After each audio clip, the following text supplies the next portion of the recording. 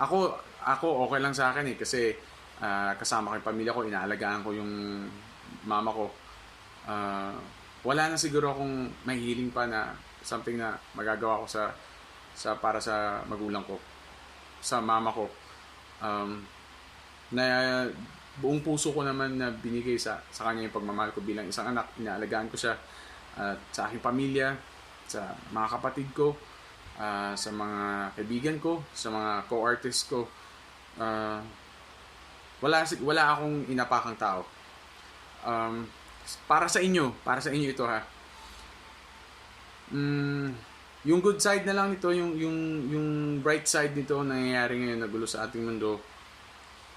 Kung katapusan na ng sangkatauhan, hindi katapusan ng mundo ha. Kasi ang mundo, ang daigdig mananatili yan. Yung tao ang matatapos yan kapag talagang hindi napigilan yung saltik sa ulo ng mga leaders niya at talagang mag-away-away sila ng ganun. Wag naman sana. Um, kung ganun man, ang bright side niyan, at least alam nyo na hindi tayo panghabang buhay dito sa daigdig na to.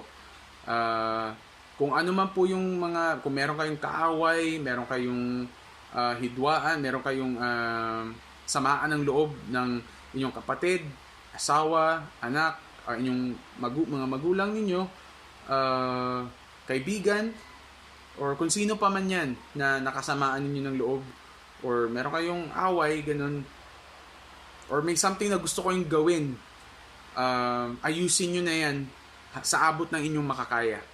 Kasi yun lang yung magagawa nyo eh.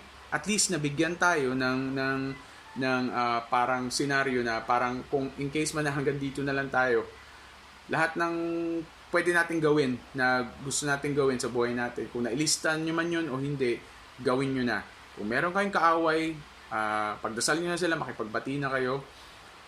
Kung meron sa inyong pamilya, sa inyong mga magulang, hindi nyo kinakausap yung mga magulang nyo, ewan ko kung sino-sino kayo na nanonood dito ngayon.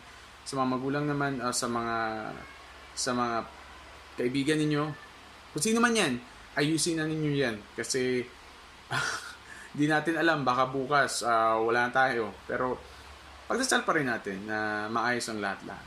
Di ba? So yun, maraming salamat po. At magtutuloy-tuloy man po ito, abangan nyo po ang aking mga darating pa na mga kanta. Ito pong Ayaw Jud Ay. Kasama ko po si Hilda, si GGB. Siya po yung aking featured artist. At saka aking third single, itong Hangtod Karon, na isa pong alternative rock. So, ito, alas 70s. Kasi ako, big fan ako ng 70s. Kaya gusto ko talaga itong... Kaya kaso bumaba pa eh. Ayos ba? Yan. So, maraming salamat po sa inyo. Yan, selfie ako. Okay.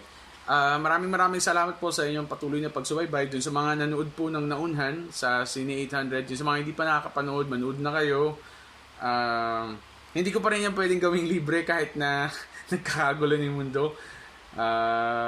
Basta 50 pesos na lang naman yung ticket price niya.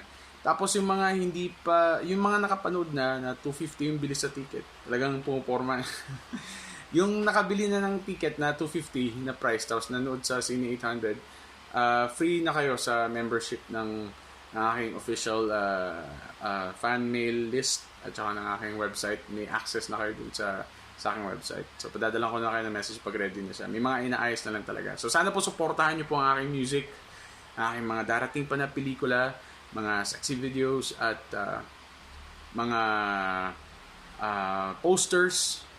At magdasal po tayong lahat na maging maayos po, maging piliin pa rin po ng ating mga world leaders ang kapayapaan. At isantabi na muna po nila yung kanilang pride, kanilang ego, at saka yung bang pagnanasa na sa kapangyarihan, yung ganid, yung ganun. Anyway, dami ko nang sinabi, ano. So, maraming salamat po. Practice muna po ako. Ayan. Ayos ba? Okay, maraming salamat po at ingat po kayong lahat.